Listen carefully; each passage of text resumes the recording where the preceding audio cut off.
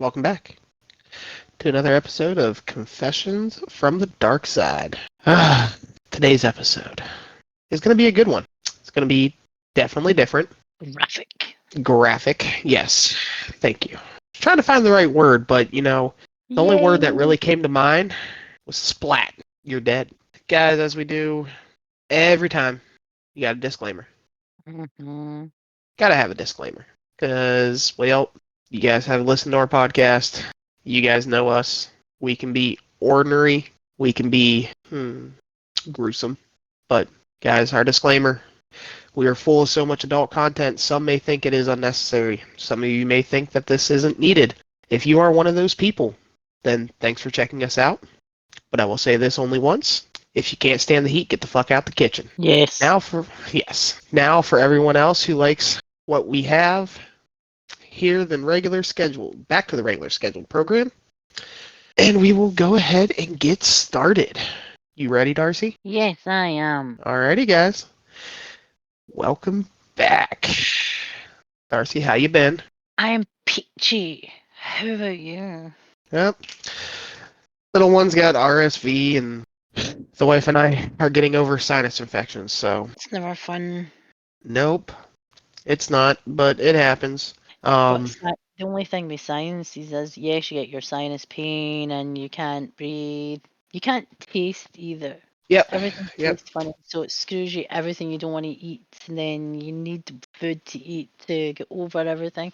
It's a fucking vicious circle. It is, and not only that, on top of everything else, it can easily be mistaken as COVID, and The time of year for all the bugs. Yep, and the biggest, easiest way to tell is that nice golden mucus. Oh yeah, It's usually the best way to tell if it's a sinus infection or not. It's just the TMI, the colours of the rainbow, not thick anymore. Yep. What colour is this? I mean, I feel like Garth, from Wayne's World. Wayne's World, party time, excellent. That was when he was funny. That was when he was awesome. I know. And that mullet wasn't even real. I wish it was, because it fit him way too well. And Tia was stunning, man. I really think that I really think that mullet fit him very well. It did. So did Dana Carvey's as well. His hair suited him as well, even though it just literally was like a mess. Yes. What not to do with your hair when you back comb it? Don't leave it.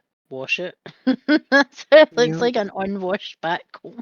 So we're not here to talk about Wayne's World today, but we are here. You heard it. Splat, you're dead. Why is the episode called Splat, You're Dead? It is because we are going to be covering the subject that is taboo for everyone, even in the horror, torture porn, which is a subgenre of horror that used to be classed as snuff or splatter due to its content, its graphic scenes and story, imagery, psychologically fucks you up pretty much. But That we've it seen does. a lot of mainstream movies for nearly 20 years now. It'll be 20 years next year or so.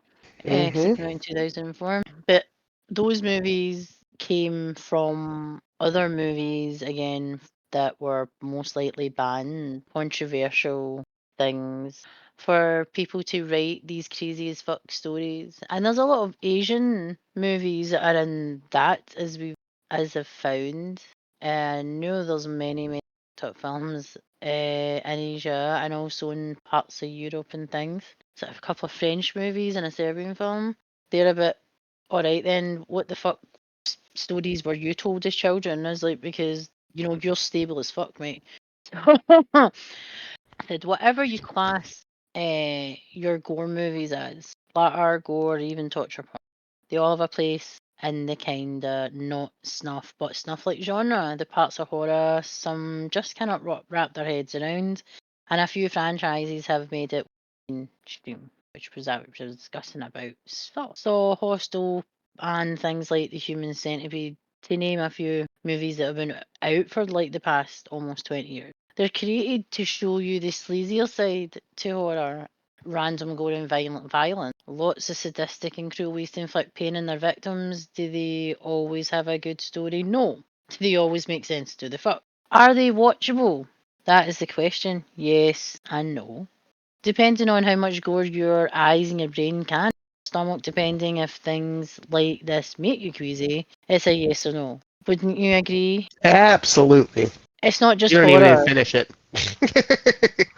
These films, even though people say they love horror, doesn't mean that they like torture porn. That's the thing. When you try and explain to and they go, oh, this happens in the movie, and go, no, that's no horror. What the fuck are you watching? It's just like, yeah, that is horror. You obviously want something more. It's got some lassies screaming and running about in, but not really much of the graphic imagery and the sadistic shit that happens in torture porn. Then you're wanting just a fluffy bunny, as I was calling it. Mainstream torture porn is fluffy. I see Saw as fluffy.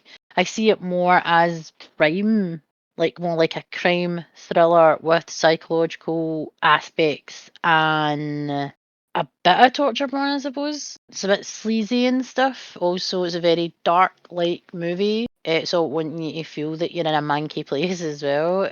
But I think it's in the fluffier side of torture porn, so I don't know about you. Compared to the kind of Asian movies, the movie horror, for example, they were much more graphic because they were just it was like they had a competition to see how many times they could actually be banned and what for. Do you know what I mean? It's like, what was I banned for again? List the things so we can like match up so we can see if I'm worse. It's like a massive penis measuring contest, it felt like, when the old films that were like that, you know, like I was saying, like Volks of Horror, where you had Cannibal Holocaust, Cannibal Ferox. Green Inferno. Yep, yes, but that's recently. I'm talking about the ones that were out in the 70s. They were literally not a straight to video, it was a straight to, that's no going to the fucking cinema. Are you kidding me? Yeah, well, I mean, also getting banned from other countries too. Yeah. There's been quite a few movies that have definitely been banned. Actually, I think Green Inferno was one of those movies too. But that's from a similar. That I mean, I read the description after you told me about it. I literally thought Cannibal Holocaust. I was like, what the fuck?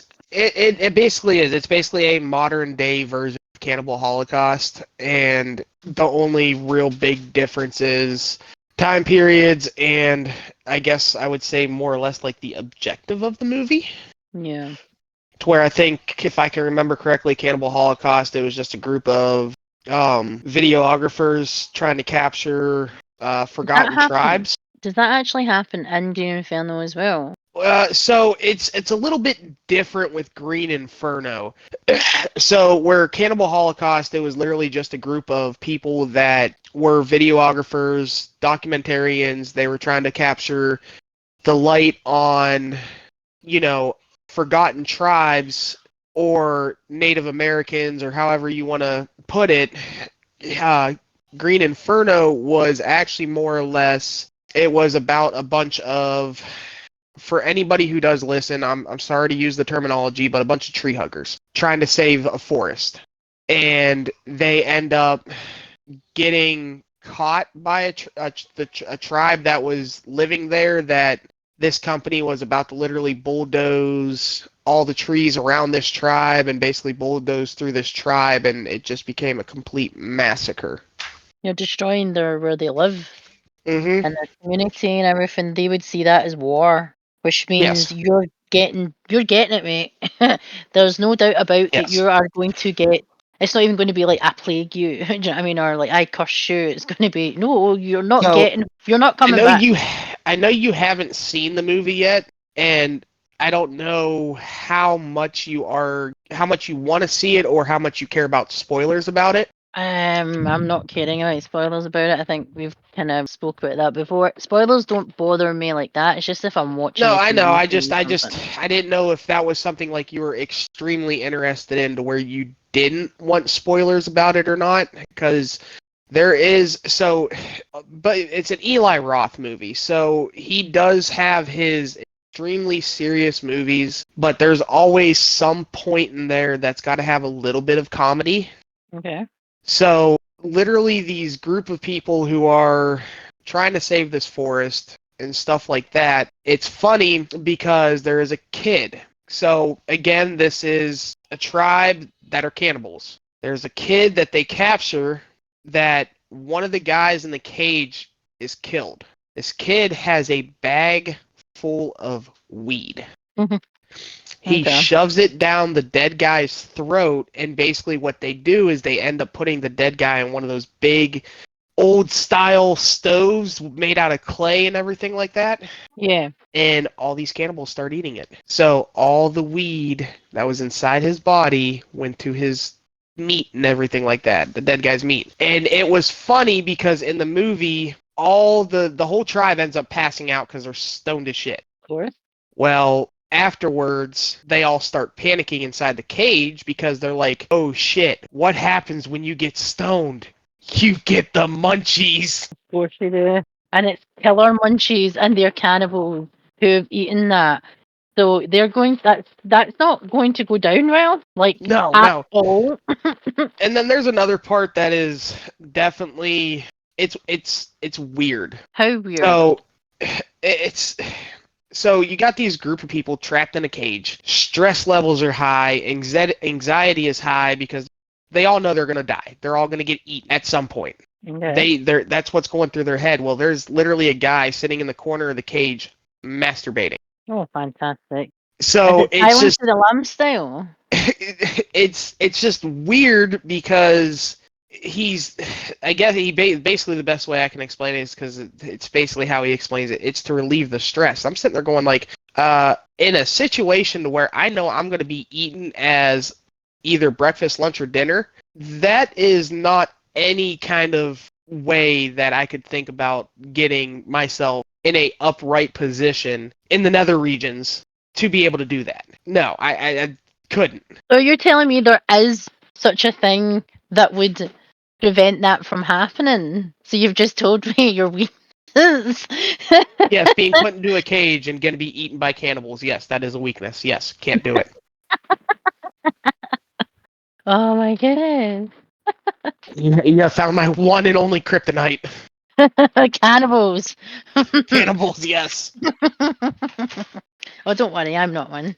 Although, if I was stranded stranded and needed to eat something, I would be looking for the most voluptuous person to kill, befriend them, randomly I will be poison them, the and then I will be the first one to go. no, I'm talking about like whaling size.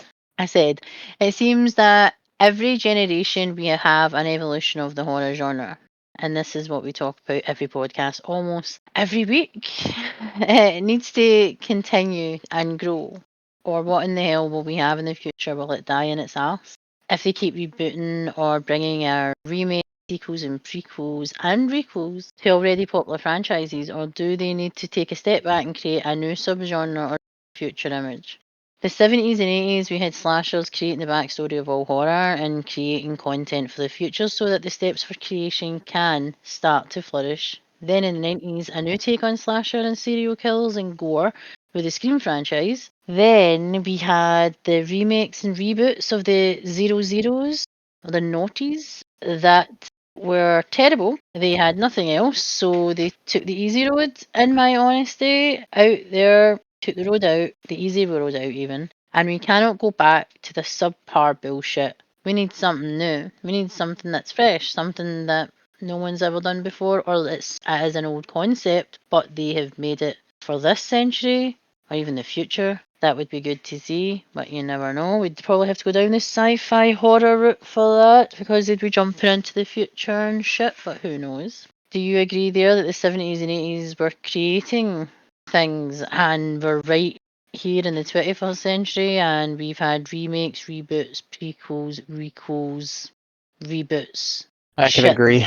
and how things went all that word with a W, or as I'm going to just call it wank. So everything went all wank, and we can't do anything in our movies that makes movies wank, and everybody who watches them are wanks. So yes, it's hopefully they wake up and realise that wanks don't actually fucking they don't go to the cinema and they don't buy things and they just want to moan about shit all the time and ruin everything for everyone and have hey it's okay having an opinion, but just trying to take down everything just because you don't like it nor understand it is not and this is what's happening in Hollywood. Full stop. Hollywood's a cesspool. They need to fucking just. They need to, like we've said, small, tiny, little companies. They need to start doing smaller, going to smaller production places and shit, and actually fucking looking at what the fuck's missing and how they can make it better. Because a plaster is not going to be a remake, a prequel, a sequel, or whatever. And it's even more I've noticed in the torture porn like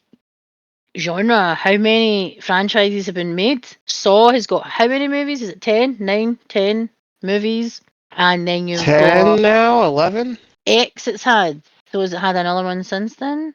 Well, I don't know if it might be, but I know Spiral is a Saw movie, but I don't know if they consider Yeah. that 9 or not. That was more of an explanation. Yeah, and that's why I said I don't know if they consider it a side movie or if they consider that number. Did they call it from the makers of? Did they do that from the makers of Saw? Because I thought that. No, because it actually was a Saw movie. But No, you I never mean know. Some it people did might have not class Jigsaw it and as that. everything, and they mentioned Jigsaw. Mhm. So there were a few movies that were on the video nasty list, and some that still remain there. Are still banned in some countries, but before they had the subgenre categorized, it was snuff and video nasty. And we have torture porn horror. Do you think this description makes it taboo, or is this the best description of it? See, when I said that I was researching torture porn in one of my discords, it was a what? When people who are not aware of the torture porn genre and they say they like horror and you mention torture porn, I think their head goes somewhere. I don't know where it goes, but it definitely does. They don't think of things like Saw or Hostel. Wrong term. Don't think about that. They think of something more sadistic than the movies that I'm actually trying to explain to them that, well, what either torture porn is. sadistic or erotic. Yes, it's a wee bit of both. Yes, they go right there, and I'm like, no, no, that's not what it means. But if I said a snuff film, they'd be like, oh, one of those band films. Because again, it was what that was like the first kind of term for movies that were from obscure backstories like those, like we spoke Yeah. about the Last House on the Left and stuff. They were on those lists because they're technically torture porn, and anything that's got any sort of, if they've kept the checklist and the whole palette system as we have here, it hits the same thing. All I the do love the remake of The Last House on the Left, like the very ending scene of it. it's when they started bringing out I Spit in Your Grave, and then it was just like, oh my god. I was like, seriously, Now finding that out. right there is definitely torture porn. hmm I Spit on Your Grave. That movie is the remake and the original. Well, if you go into IMDb, I made you laugh earlier, didn't I? Apparently, number 14 on the torture porn list for IMDb is something to do with Justin Bieber, and I was pissing myself. I was like, yeah, torture porn, that's more like torture. No one wants to fucking see that. Yeah, that's torture in general. Exactly, just torture. No one wants to watch that shit. So go look it up. It's number 14 on IMDb, torture porn. And tell people it's not what you think. And then talk about the movie. Say Saw, they'll know what Saw is. So Knowing that do Bieber's you up there on a torture porn list is hilarious because, well, I mean, it is kind of torture in a way if anybody who wants to sit there and watch it. exactly? So do you think that torture porn is a good I think it's a good description for some of the movies in the genre, not them all. Yeah, I think they're subjective. I think just the name for the most part for it is correct, but I think for some movies, a Serbian film, yes. Cannibal Yeah. Holocaust, Yeah. yes. Saw, I don't think I'd consider No. Saw more torture porn. Psychological thriller crime.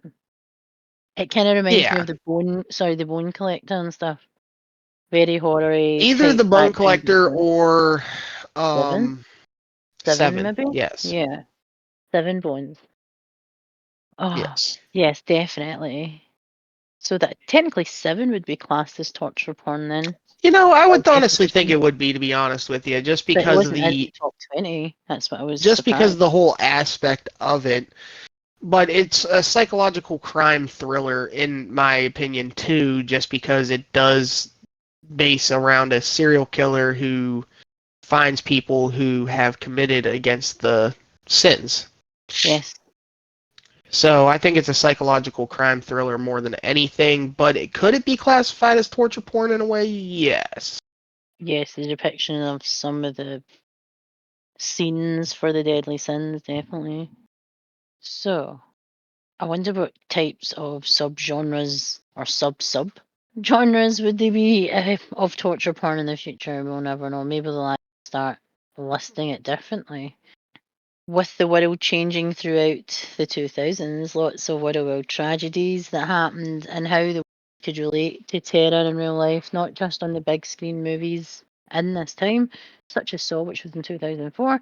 This showed that this could happen, or would it happen. It wasn't far-fetched in the original concept from the original movie. It was clever and new, and no one knew what the hell was happening, but it was just Saw. Then you have things like the Human Centipede. I said this movie. I ended up jumping my hobby's bungee on the sequel. I said I just had the same plot and I was bored. And apparently there's 3 movies. Was there 3 Human Centipede movies? Am I getting that wrong? There's 3, isn't there? Because you've seen them. Yes. I've seen all So 3 of them. when a movie is boring, that's what I do. It's just I'm bored. Let's do something else. So the best part depiction, I think, of the Human Centipede was the Human Centipede from South Park, which I can never get that image out my head. Once South Park gets in there, that's so again with everything happening in the world at that time. I think this genre would be a holiday camp. Like I said, it's like Disney. Do you know what I mean? So these I or mean, like a total deflection of the stuff that was happening all around the world around about those times. and I mean, if we really want to be honest, like, yeah, I don't know why I subjected myself to the Human Centipede, but the first one, it had a basis to be good. They just horribly screwed it up. What was Like that, sorry? I said, the first Human Centipede movie, it had a basis to be a good movie, but they just screwed it up. Horribly screwed it up. It was one of those things, if you've seen it, you're just like, huh? Yeah, like Have I seen this correctly? they had a good foundation for the movie. It was about a sick doctor who wanted to try something. They just it. I think what it came down to was the fact that I do believe the Human Centipedes were all independently made, and I think if they weren't independently made, they were more made mainstream. I think they would have done so much better. I I just don't ever want to see that ever again. It's not for me. Like, if you like it, that's fine. But no, definitely not for me. I said Oh, and I so. don't blame you at all. So, what do we mean by splatter? That's what we were explaining before. Also known as torture, porn, snuff, and gore. It's like the genre is. It has been not for the faint-hearted. It's taking horror to the extreme, not just gore. But it gets in your head. It lives there until you think you've forgotten about it, and then bam, it appears. What triggers it or brings it out of our brains to bring it into our brains' attention? Who the fuck knows? It's just there. It never leaves. Just lurking about there. Getting ready to fucking jump scare you, if you will. Just for the fucking sheer hell of it. Even though the movie didn't annoy the movie, that you didn't hate it, or you did love it. Do you know what I mean? And then you've got the images of just random things, or you hear a random noise similar, and then you get the image, you're like, fuck's sake, not this again. Do you know what I mean? It happens. These movies are designed to fuck with your head. So, and make you think, but it's still, I don't think, the Human Centipede, I don't think will ever leave me, and I don't think Ichi the Killer's spunky ficus will ever leave me. A poor ficus. Every plant in that guy's fucking radius, man, was a fucking splash zone. Poor plants. The definition of this genre is taking horror films that are incredibly violent, and the violence is so brutal that they have their own genre that separates it from any other parts of horror as we know it, that contains sadistic violence or torture. So why do people like these films? Not all violence and gore has a great story or premise in this genre. It's all about shock value, what they can do to make people scared to the core. A lot of scenes from these types of movies stick with you. There are a few scenes from Saw especially that stick with you. For me, that taps into human fear and trauma. As we live in a fucked up world, and these movies can be or are based around actual events, and the images for these, you need a strong stomach, sorry. For me, they don't scare me. They make me think, what place do you have to go to in your mind to come up with this shit? What about you guys? What about you, Luna? What do you think? What kind of seriously fucked up shit would you have to think of the concepts for these movies? Oh, I wouldn't need anything. That's easy. Well, there's a lot of things. If someone caused you a lot of pain or things like that, yes, you can get in a such a way, and you can get that way. Anybody that's got any sort of half a brain who can work out, how to do things, can think about anything. You can create anything these days. I said some things in life are traumatic enough, and yet these movies want to shock and disturb its audiences to the point of hysteria, which haven't reached the Exorcist level of hysteria, even though the Exorcist is not torture porn. It's just the concept of a wee girl being possessed and the shit she was saying in a world where it literally you could get not just cancelled, probably could be shot by someone for saying stupid shit like that, especially against a religion.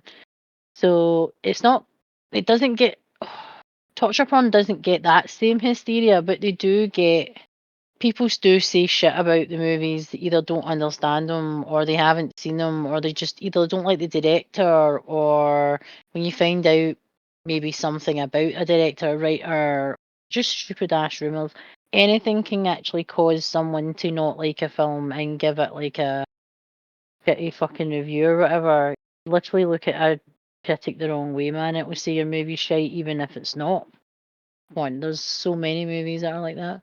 Some like to watch them, I said, as they have an edgy feeling, or the certain tones and the fluidity of the story. Some people like the ones where the victims are screaming for their life. Some, like myself and Lena, like to watch these movies just because they are part of the horror genre. Love them or hate them, understand them, don't get them. They are here to stay, people. They are not going anywhere. You agree, don't you? We love these films just for the fact that these are horror movies. It's a genre that some people don't like or don't want to even approach, but horror's horror to me. So With the horror movies, it's almost hard to say what I enjoy. Um, I do like the scare value because of the horror movies, but the psychological mindfuck when it comes to movies is more creepy, and it it gets me involved deeper into the movie than what just a quick scare jump is going to be, or just the fact of you get that ominous music yes, is it to the where you know something bad's about to happen.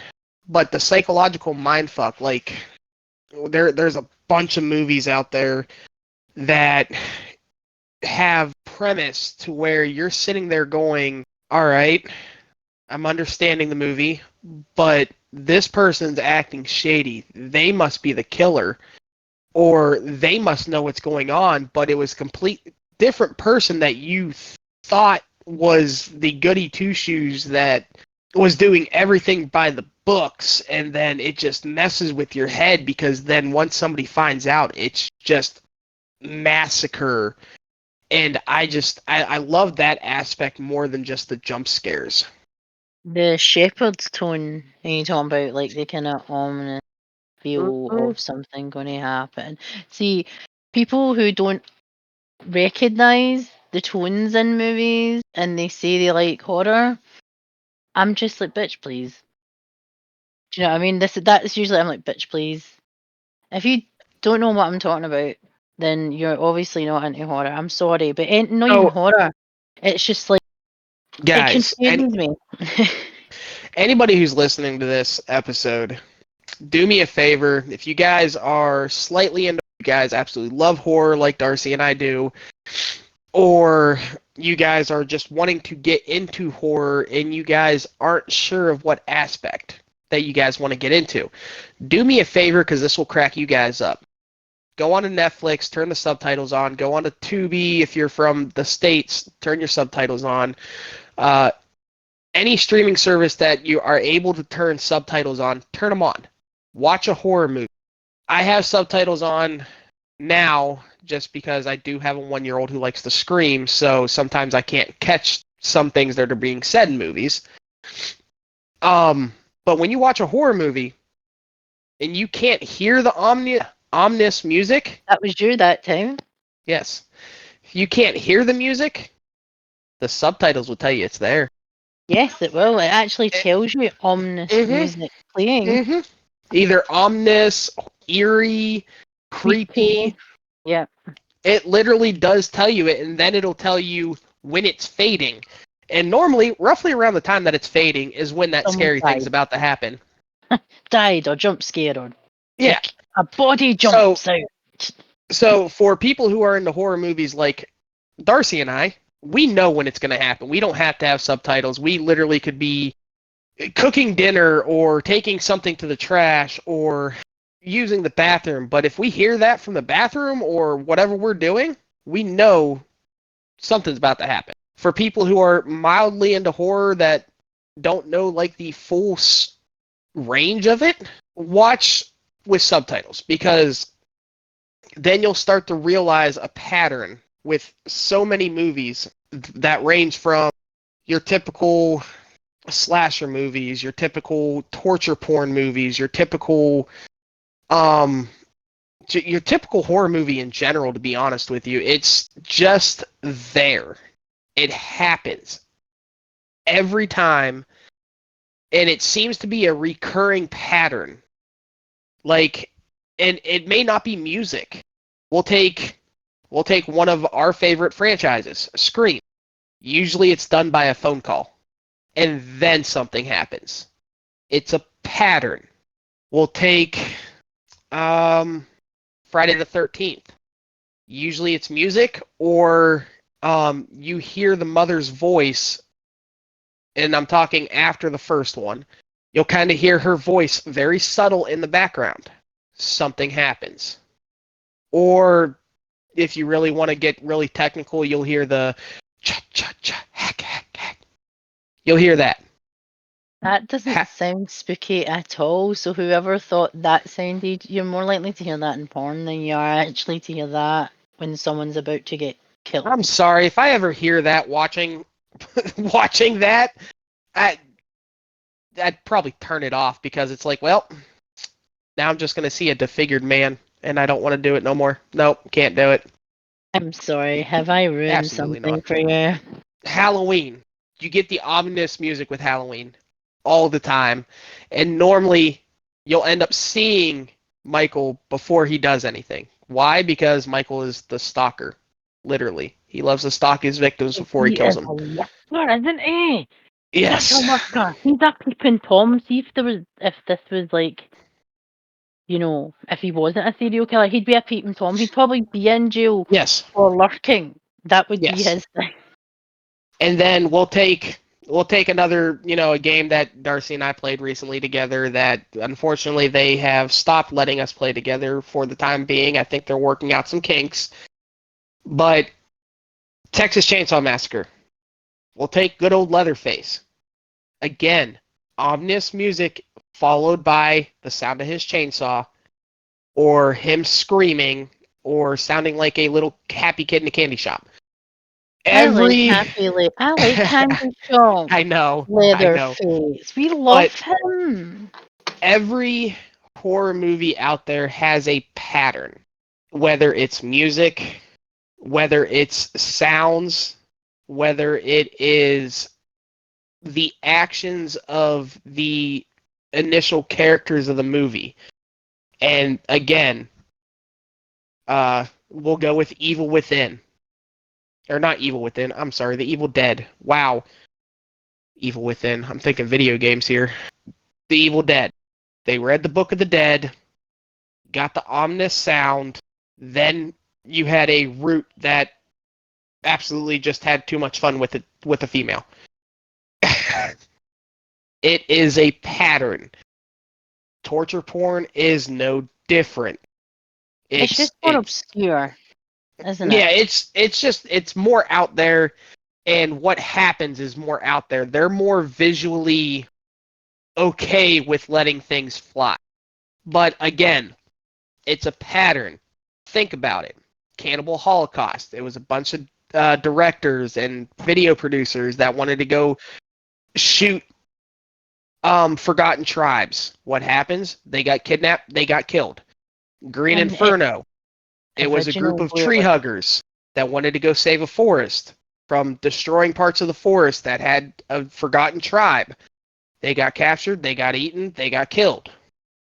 Hostel. We'll even go with Hostel because Hostel's even another one that basically followed the same premise.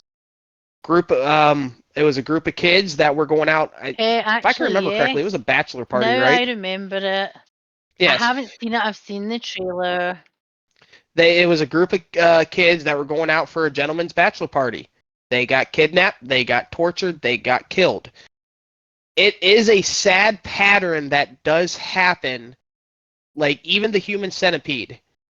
I think it was 3 girls' cars that got broken down. They go to a guy's house. The guy happens to be a doctor. The doctor ends up poisoning them for them to pass out. They wake up. They're all sewn together. They eventually all die. It is a pattern that happens with so many movies that is easily distinguished and easily being able to figure it out. Saw is probably one of the easiest ones to figure out because they're already captured. Yes. And all you have to realize is listen to the tapes because the main killer will tell you why they were captured. What the reasoning was behind the fact of why they were captured is literally just listening to the tapes. It's a pattern. And whether you like it or not, horror movies do always follow a specific pattern, and torture porn, honestly, is no different. Now, does it kind of get annoying that you guys wish there would be, or even us, that we'd wish, or you guys would wish that there is something different with the pattern? Yes, because if you're like Darcy and I, it becomes way too easy to figure out the movie's plot from the get-go, and it does sometimes make for a boring movie when you can already guess it from the beginning. Yeah, that happens so much. It does. As well. But does that take away from the fact that we enjoy these movies? Absolutely not. Because they can still be visually stunning. And I know that's weird to say like I'm watching a Disney movie, but they can be. They can honestly be visually stunning. Why? Because of the amount of thought that goes into the movie. The amount of attention to detail. The attention to detail, how messed up you have to be to enjoy the movie and or write the movie. That's another big one. Because, I mean, if we want to get into visually stunning movies, one that's not even a horror movie, it's more of a psychological thriller. It's probably one of my favorite visually stunning movie, and it has Gerard Butler in it. Oh, what now? Is Law Abiding Citizen. Right, that's fine. Is one of these good films? Yeah. So if you guys have not seen Law Abiding Citizen, do yourself a favor and watch it because it is visually stunning, and Gerard Butler plays a very good part in that movie. It has Gerard Butler and Jamie. Yeah, it's a good movie. And just the twist at the end of it makes the whole movie come together like a complete orchestra. But that movie in itself was so well thought out, so visually stunning, And when you guys honestly, as when I first watched the movie myself, who couldn't sit there and not blame Gerard Butler for what he did? I couldn't. No.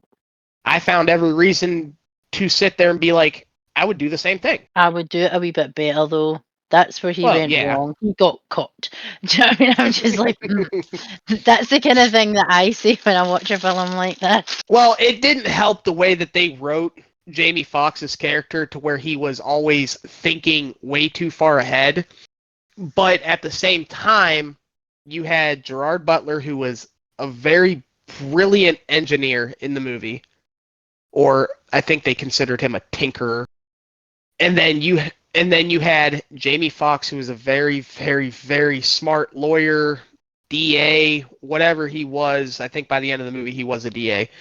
But he was a lawyer. He was very smart. He was very quick on his feet, and that made him to where he was able to capture or catch Gerard Butler's character. But and in the same aspect of it, watching it, you even realize that Jamie Foxx's character even sided with Gerard Butler on why he did what he did.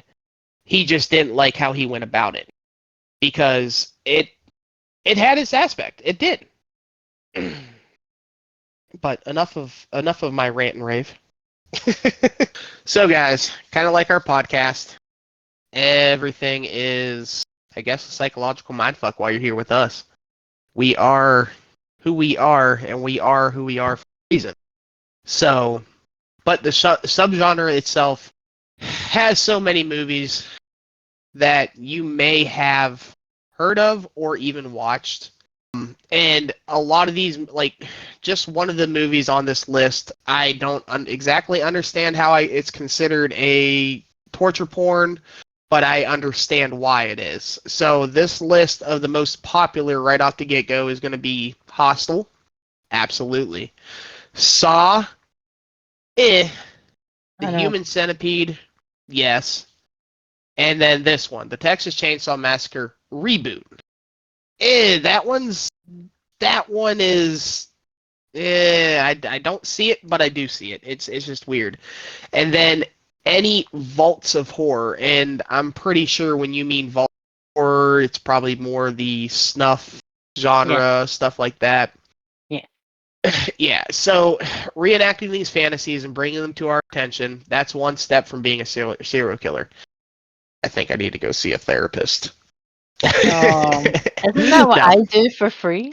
Exactly, that's why I'm here. That's the first one. What is your favorite torture porn movie? Well, there's a few that I didn't even know were actually torture porn, remember? Because we discussed them before we were recording. Misery's in there. Silence of the Lambs is in there. Those types of film. And then when I thought about it, yeah, torture porn would do it. Annie was a wee bit nutty. And she, even though she loved him, she just wanted to hurt him so he'd stay. And again, follows in that very specific, pattern. He ends up wrecking his car. She ends up capturing him. She ends up basically kidnapping him while he was hurt.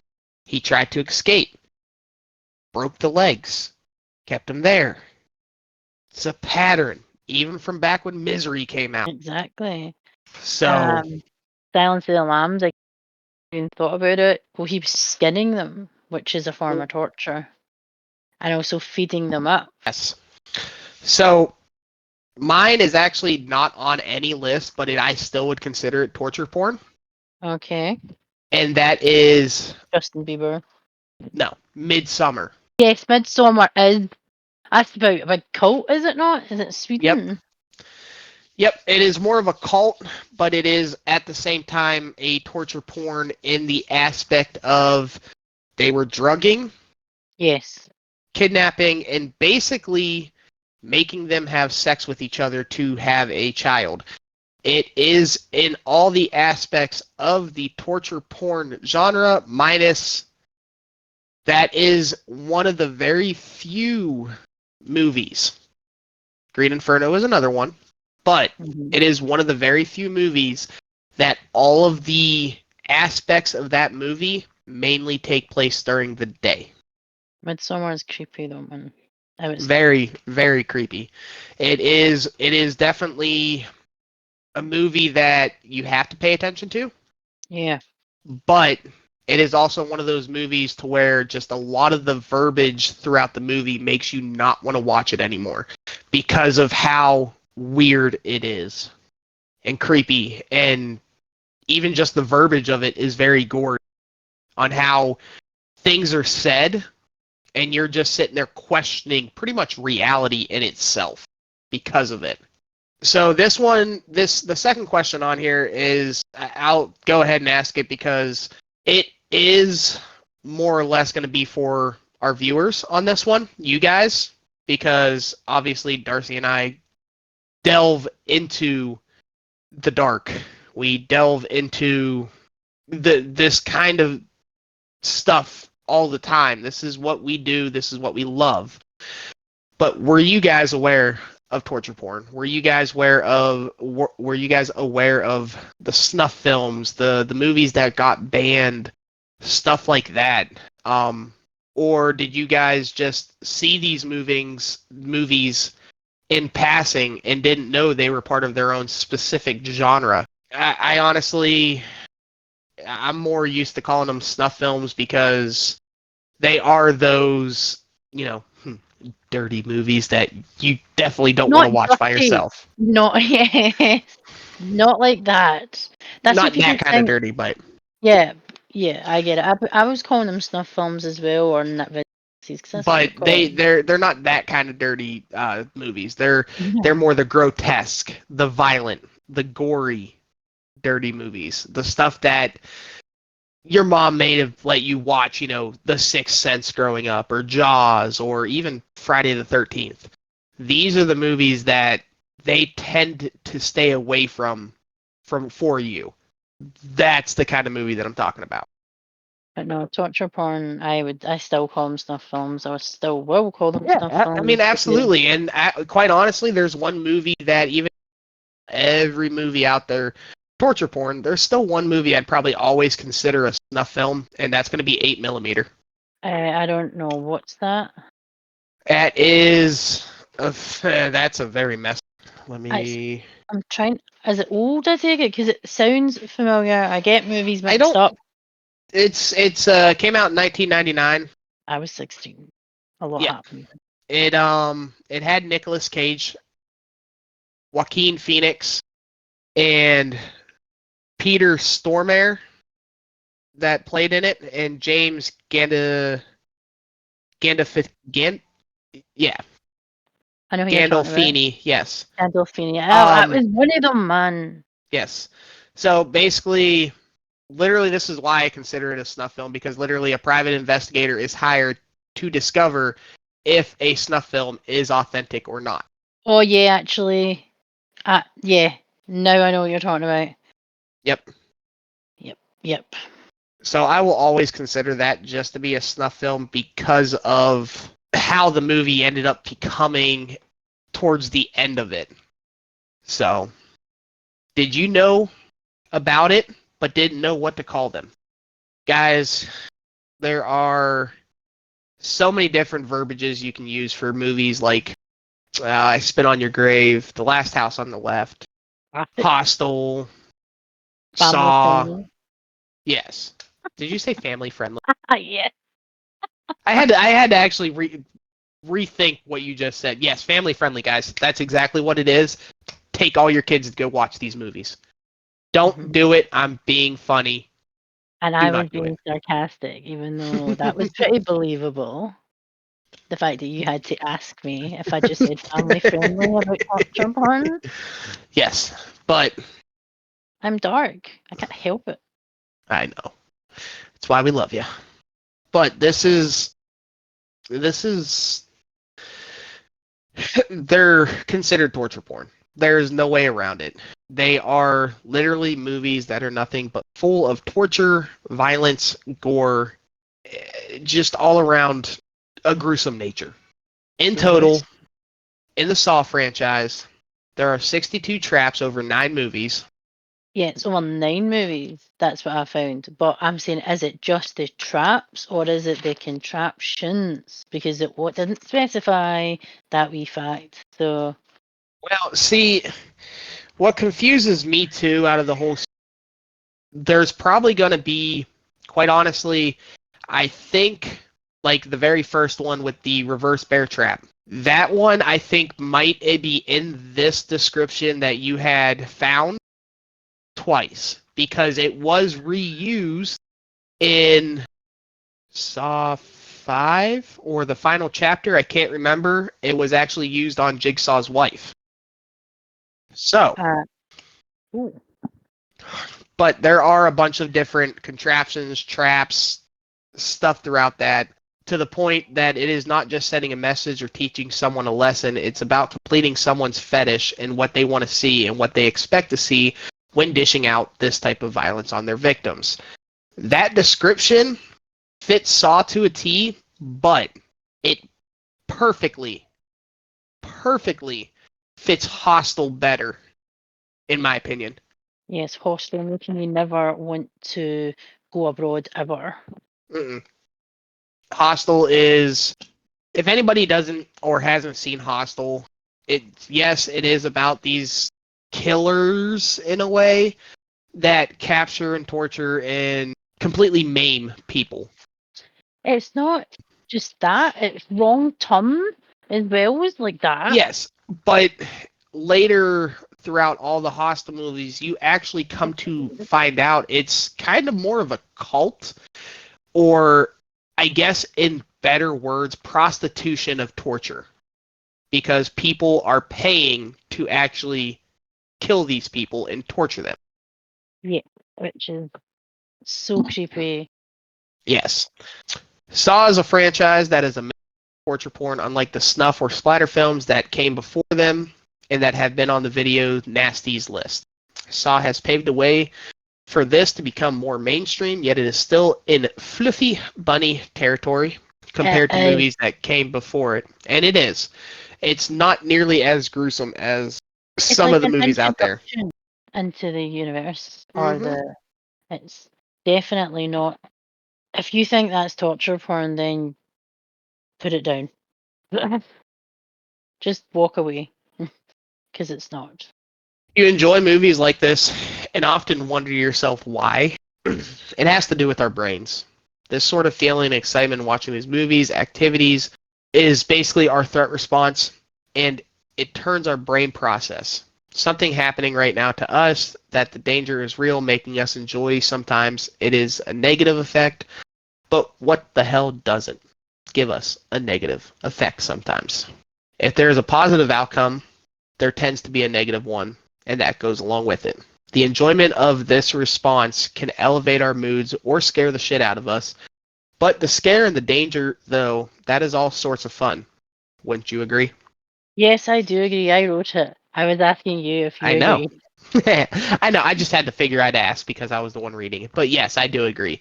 Because to me, it sounds weird. Because a lot of people with my response would make it seem like, sure, he's not a serial killer. No, I'm not. People question that about me all the time. Right? It's okay. It is an adrenaline rush. It's that serotonin that gets released in the body when you're feeling happy, when you're doing things that make you happy. Darcy's not really the touchy-feely type, but that's shocking. Right? Don't shame me. I'm gonna put you out there. But it's that serotonin that would be released if you give a hug to somebody, and it just makes you feel happier. Stuff like that. Watching horror movies for that specific reason is why I enjoy watching. Then you have some people out there that cannot watch those movies for the aspect of they might dredge up some sort of memory, they might dredge up some sort of trauma, something like that. I watch them for the serotonin. It's enjoyable. Before we actually go on, Darcy actually had brought up a Saw movie that actually holds a near and dear place in my heart, as well as she enjoys it as well. And we have two different aspects of the same movie, but she loved Saw 2 for the needle pit. I don't love it, by the way. I don't like that scene, but I like that movie. Yeah, Yeah. that in that But movie. mine was the Razor Cube. So one of the main reasons why I enjoyed the Razor Cube scene, because it is kind of one of those, how the heck is she going to get out of that kind of situation without slitting her wrists? I know that's a little vile and graphic to say. I do apologize, but it is what it is. Another enjoyment that I had for it, and the reason why I enjoyed it so much, is because my sister-in-law, she has a very, very weird thing when it comes to wrists, and she doesn't like things to happen to wrists, I guess would be the best way to put it. Oh, no kinky fun time. No. So I tortured the crap out of her with that scene over and over again. You mean boy. Why? I got pleasure out of it. I enjoyed the serotonin pumping through my systems. Are On you sure how you haven't happy. killed anybody? Is this what you're telling me now? Not lately. No, I'm kidding. But it was the enjoyment of watching her squirm as I enjoyed a part of the movie. It was funny. Serotonin, enjoyment, happiness. I enjoyed it. But apparently during the real life apocalypse, horror fans took it better than most. We were apparently more psychologically resilient, which is true. Also, remember the killer ain't after you, it's always someone else. That, unfortunately, usually is always true. They just happen to get to you first. Kind of just literally went over this description about horror movies. This is more Darcy's description on what horror movies do to her. For her, horror movies, especially like this, give me a rush of adrenaline and makes me hyper as fuck. Or her, I should say. And basically, we're talking about the torture porn genre here. The snuff films. Can you not pull it off because it's how I speak or how I talk? True. I'm just trying to get a picture without shadow. Sorry, Gotcha. I'm literally getting a photo of my pizza oven, but I'm contorting myself not to get shadow, like total selfie in it right up here because of a pizza oven. But she ends up moving around a lot in her seat.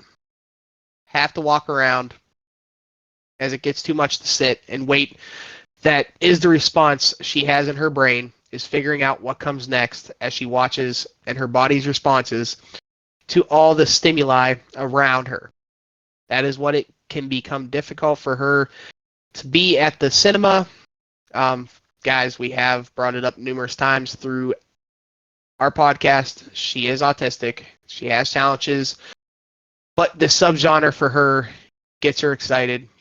It's a thrill of the unknowing, yet knowing, which is weird to describe, and she and myself will agree that these types of movies do this to an extent for everybody. It absolutely does. It does. Even for everybody, I would say, has issues when something becomes like adrenaline sometimes when you're watching something. Mm-hmm. Because you can't calm down when that No. fucking spikes. That's it. You're fucked. You just have to fucking ride that adrenaline wave, whether you like it or not, man. Yes. So the original Saw movie is a lower budget film, and it is because it is more of a film that was shot in one singular place. Yes, it had some aspects of being elsewhere, but literally it doesn't take no more than like 5 minutes to build a box, put some barbed wire in it, call it a day. The majority of the movie was spent in the bathroom with two gentlemen and a dead-ish body. It's just one of those movies that you don't need a fancy story. It was enough. The Gore, the sequel, was one of my favorites and her favorites. And the scenes with the needles just gives her nausea because she hates needles. We both did like the continuation of the story and how Jigsaw was becoming challenging. The people that were captured, having them question themselves, etc. And fucking with them, not just physically but mentally too. Guys, Saw's been out for a while. Yeah. It's not everybody's cup of tea. I will give you that. If you guys have not seen Saw, you can do one of two things. You can watch it, you don't have to watch it. Saw, in my opinion, because when it came out, it kind of was its own genre. It kind of was its own original type of feel for the most part. It literally is, even though it's a horror movie, even though it's a torture porn movie, however you want to describe it, there is actually symbolism behind the movie. It's stupid to say that, but there is. Jigsaw the Killer literally was giving people second chances to right their wrongs.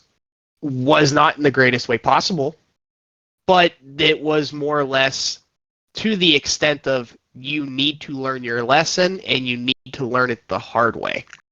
I don't know if you would agree with me on that. Yeah, but some people don't learn that lesson and they come back.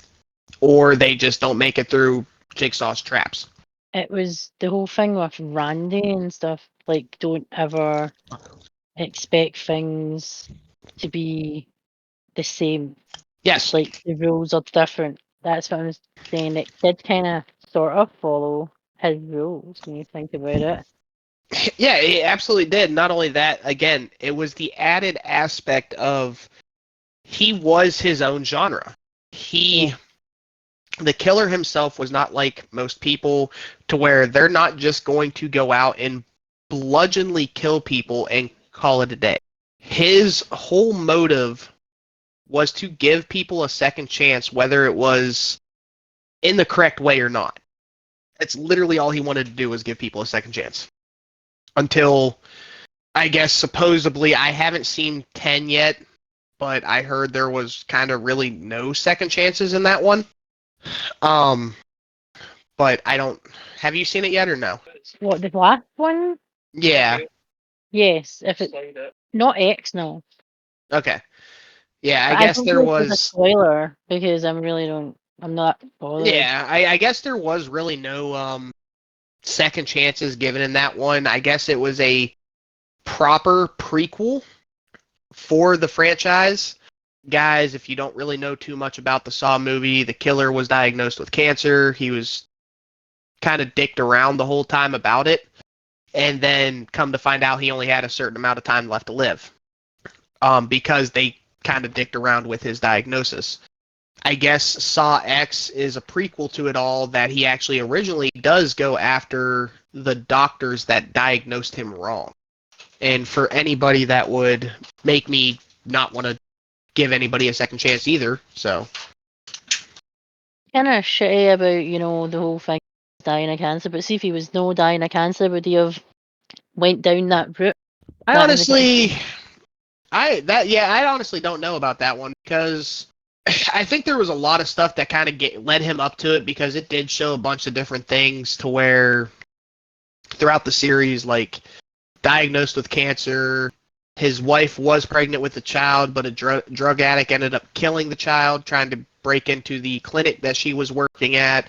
I don't know. There might have been still a lot of stuff that kind of circled around him maybe still doing this. Now, if he wasn't diagnosed with cancer, do I think the series would have lasted as long as it did? No, I think they would have eventually caught him. It's because when people get like something wrong with them, or they're dying or whatever, they make this cause this is their thing now. Yet if someone else had it, they didn't give a fuck.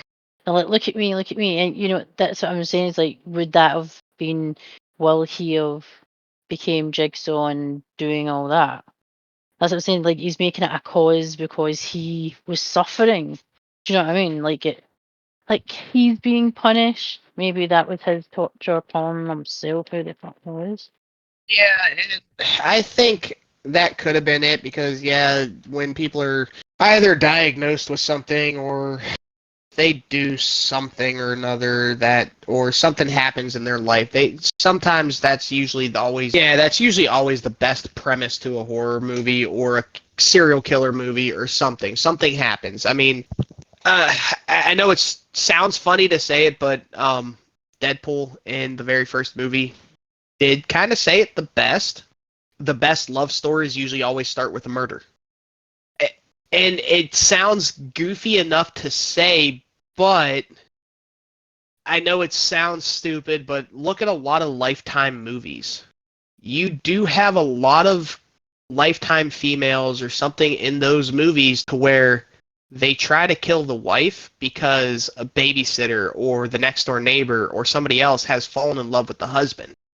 So it kind of makes sense. Usually the best love stories do start with a murder. Yes, It's you've got to be in love. You've got to lose that love, or you've got to walk a fuck away. But you're going to get your revenge. That's what that's about. Yep. So what do torture porn movies have in common? Well, when the critics get their hands on any movies, they tear majority of them to shreds. This is what gets them all off ripping into movies and making that we tend to not listen, as a lot of them don't know what they are talking about in horror when they are film critics. They like mainstream movies and will label everything else in a few of those categories: misogynistic, homophobic, and illegitimate art. And that is true. A lot of these critics out there, they critique anything that's not going to make the industry a buttload of money. Because originally, again, I'm going to actually go off the Deadpool aspect because I did a lot of research before the movie actually did come out. Critics were saying it's going to be the worst movie of its time. Ryan Reynolds played another superhero movie, and it's going to be garbage. They shut up real quick when the opening weekend of Deadpool ended up bringing in over $1 billion. So when the R-rated movies actually Yes, do sell, because this was the argument, it wasn't going to sell. exactly. That's exactly what the argument was. And I can't remember, there was a movie that came out the same weekend as Deadpool that was supposed to be a big selling point, and Deadpool just made it completely irrelevant. Oh dear.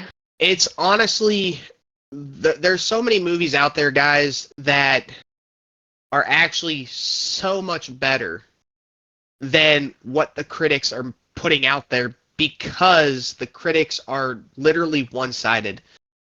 They don't care about horror. That's why, like, if there's a new idea, you never know about it because, oh, they're wanting to reboot Texas Chainsaw Massacre. Sure, why not? It made millions. Friday the 13th getting a reboot. Oh, why not? It made hundreds of thousands of millions of dollars in the 80s, 70s. It's a horrible trend.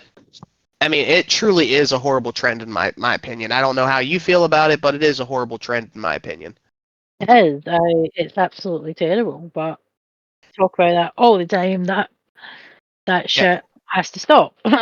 But Yeah, we're here. It's still fucking going on. It's still happening. yeah, we do. We talk about it all the time. Because that's how much I annoy the shit out of us. So imagine everybody else having to deal with this. Exactly. Guys, there are hidden messages in torture porn, especially movies like Wrong Turn, Hostel, basically making you never want to go anywhere at all, putting you off going traveling or going on adventures. These movies were out when she was in her late teens, early 20s. I was early teens-ish. Ish. Yeah, ish. When you should be doing things like traveling, exploring the world or planet, we live on yet movies like Wrong Turn and Hostel that make us think, what the actual fuck? No. Yes, I'm not going anywhere. Nope. That is one reason why I don't want to travel anywhere, is because of Hostel. That's enough to put anyone doing anything. It's just like, Yes. no. That is also another reason why I don't drive behind logging trucks on the highway. Thank you, Final Destination. Yes, we've discussed that. I'm the same. I hate it when you have to drive, like, on the Yes. motorway and you're behind them or at the side. I'm just like, oh my god, this is my final destination moment. That's basically torture porn when you think about it. The aspect of you think about it and it comes back. Yeah, well, that's like so last year, the year before, I can't remember. There was a a fairground ride or an amusement park ride where they didn't tell the kid that the seat that he was sitting in was faulty, and it was one of those ones that it's just literally a round thing with all the seats on it. It goes up and then it drops you, and kid died. Yeah, it was bad. It's definitely makes me, as much as I loved going to amusement parks when I was a kid, now after watching Final Destination 3, I get leery on amusement parks real quick. I think it's worse now because you're a parent, even if your child's not on it. It's like other children are on that ride. What the fuck? Absolutely, yes. Remakes sparked this genre after Saw in 2004. We had reboots of classic nasties. I Spit on Your Grave, that they managed to bring 3 movies into that world. They did not need to bring the third one into it. I'm just going to say that now. They didn't need the second one and they didn't need a remake. But hey, here we are. So, I'm not going to lie. I definitely don't think they needed the remake. It was welcomed because I thought it was actually halfway decent. But, no. They definitely did not need a second one, nor did they need a third one. A third one was starting to go on to the almost cheesy aspect of it. Almost? I mean, it was cheesy, but I was trying to be nice. No, don't mince your words. We don't do that here. We keep it real. This is true. Yeah, it was completely cheesy. It was garbage. So was the second one. The second one they definitely didn't do, but the remake, it wasn't needed, but it was welcomed. It was welcomed, wasn't it? In my opinion, it was welcomed. Like I said, it wasn't needed because why, but it was welcomed for modern day because it actually turned out really good, in my opinion. But it was not needed. But bring pretty girls with weapons, scantily clad, and begging for their life while becoming the badass all at once. Also, The Hills Have Eyes, the original, had by far more freakier cast members. They played their roles brilliantly. Yes, guys, do yourself a favor. Watch the original Hills Have Eyes. It is worth it. 2000s gave us terrible actors, especially women, as long as they could look covered in blood and gore and could possibly wield a weapon with a cracking set of tatas. Yes, those tatas. And it was me that said that, not him. It was me who wrote it, so don't come for him. It was me, the woman who said it. So I mean, you guys can come for me all you want. I don't care. I mean, the horror movies in the 2000s up until now usually did always focus on a female cast member at some point in time that either A, had big tatas, or B, had mediocre sized tatas but was never wearing a bra, so her nipples stuck out like they were like ting ting turkey's done.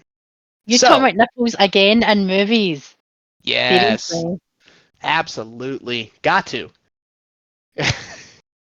So, but again, the 2000s was known for the nudity in horror movies.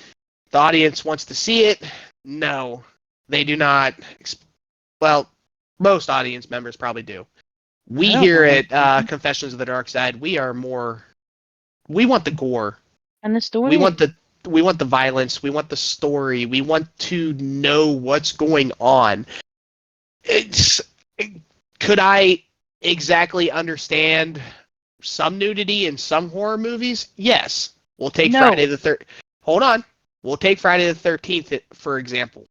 Friday the 13th, it's welcomed for a reason. And the reason that it's welcomed is because that's the premise of why Friday the 13th happened. It's one of the very few movies that it could be welcomed in. Is it always necessary? Absolutely not. I really don't think it's necessary ever. But Friday the 13th is going to be one of those movies that the reason why Jason died was because the counselors were doing drugs, drinking alcohol, having sex. They were not following Randy's rules. They were breaking them all. They broke them all literally in about 20 minutes. No, we didn't see 20 minutes. Yeah, probably 10, maybe 5. But they broke them all pretty quick. That is probably one of the very few movies that can get away with having the nudity in there because of it being the premise of basically what that movie was made around, pretty much. Halloween, maybe. I would say a little bit on Halloween, just for the simple fact is it's a babysitter. Babysitters did crazy things once the kids go to sleep. So Really? maybe That's not appropriate. it's not, but that's why Michael Myers killed them all. Yes, that is why So he meant he did that. that one is a maybe. Texas Chainsaw Massacre, absolutely not. Actually, I don't even think there was really nudity in Texas Chainsaw Massacre, was there? It was the 70s. She was wearing. I mean, she was wearing clothes that might have been revealing, but actually full nudity. I don't think there was. I don't even think the reboots, the remakes, I don't even think they had it in it. I just literally think they were just Jiggling a lot when they yeah, ran. They were doing the yeah, Baywatch run. yeah. I get that's going to be the best way to put it, honestly. Yeah, jiggling a Running lot, like Baywatch. and look at Saw. Saw didn't have any, not that I can at least remember. What did you say there? That sounded like a funny word. It just said I don't think Saw had any. That's ready. Um, I'm just cooking my first pizza. And I oh, have you're a fine. cardboard cup. I have a You're cardboard fine. cup. A cardboard cup. It's really sore. Right. So, but there's a lot of the older slasher Good. films Okay. going back into the 70s and 80s. They did introduce a lot of nudity. And the one thing that is actually kind of funny is there's that big old saying that in a lot of horror movies that usually the virgin either dies or dies last. But 9 times out of 10, it's usually the guys and females that are idiots having sex, doing drugs, or drinking that are usually the ones that die first. Or last. Or anywhere in between. The weirder the plot and the story, the better the movie, the better obscurities. Yes. That I can definitely agree with because, I mean, why not? This torture porn subgenre, snuff films, splatter films, or straight up gore films is a type of genre that's not for the easily queasy stomachs, but watching it will give you a rush. It will make you guys feel things, which is a little weird to say, but it will. It'll make you guys question your own sanity sometimes because you're going to realize that it does give you a little bit of a rush. Yes, but a good way. Yes, in a good way. I think these movies ourselves, for Darcy and myself, is a great genre to watch, as serial killer sounding as that is. It's just the adrenaline rush. It's the mental high that you get from it. They're different. They're out there. They're worth it, in my opinion. They are. They just, again, hopefully, it's not going to be the same old, same old. Exactly. As my hubby was calling it earlier. Samesies. If you guys have enjoyed this episode, if you guys have any questions on where to start, if you guys do kind of want to delve a little bit into this subgenre, or if you guys want to know what we like the best, or if you guys have questions or any movies that we did not list, please send us a comment. You can find us on YouTube, Spotify, and Buzzsprout, as well as Amazon. Yes, had to think about that. Podchaser, Pocket Cast, Deezer. We're everywhere, guys. We're just doing stuff that we love, and we just want the world to know that we love it. If you guys do want to message us directly, we both are on Instagram. The podcast channel is also on Instagram as well, and I do believe it is on X. Twitter. Yeah, Twatter. Twatter. Yes, it is on Twatter. Guys, we would love to hear from you. We would love to get your guys' feedback on every episode that we do. We do this for you guys. We do this because we love it. And we always will be here to get a hold of us. And also, this podcast was actually suggested, by a community member. So thank you for the suggestion. We really appreciate it. She did say it was suggested by Rayne, which is a community member of ours. We also do take suggestions. If there's something that you guys would like to suggest, we will definitely get something set up. We will look into it. We will see if it's something that's going to be up our alley, or if it's just going to be one of those episodes to where we'll just talk about it. We won't do a script or anything like that. We'll just talk about it if it's something that we may not be familiar with. But if it's something that we definitely think we're going to be familiar with, or we are familiar with, we'll do an episode. We'll definitely do a script on it. We'll definitely give our opinions on stuff like that, guys. Please, just we're here for you guys. We're here for each other. We're here to enjoy this community as a family. Do you have anything else you would like to add? Is there any movies you've seen recently, or movies that are coming out that you think that me might find interesting and would like to talk about from the podcast that you've heard so far? Also, what's been your favourite podcast of ours? Why? Or do you hate us? Are you going to hate on us? Because we'll take hate too. It's fine. You can voice your opinion here. I might not listen to you, but hey. Haters are welcome, guys. We love the feedback as much as possible. Once it starts getting ignorant, we will probably make a podcast episode to literally crack on you. So beware of that as well, because I'm petty and I'll do it myself. Even if Darcy doesn't want to get into this, I'll do it myself. Few updates as well. If you guys haven't noticed, thanks to the wonderful editor, Darcy, editor.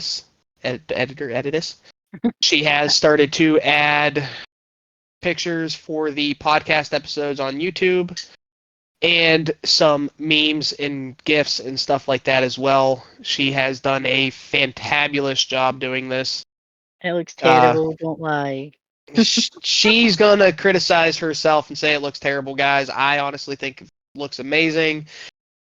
Give her a shout out. She has done a phenomenal job at doing this. And a lot of this, besides coming up with the ideas and everything like that, a lot of the editing and stuff like that wouldn't have been possible without Darcy. I know we're getting into like 12, 13, 14, 15. Guys, we have so many ideas for episodes and we've uploaded so many, I've lost count at this point in time. But so far, even though we're not that big, I am still extremely happy with the community that we have built so far.